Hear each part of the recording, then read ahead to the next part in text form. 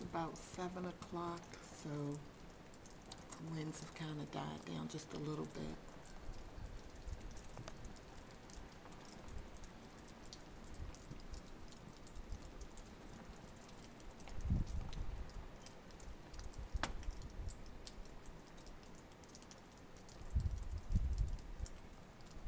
And it feels like it's about 12 degrees.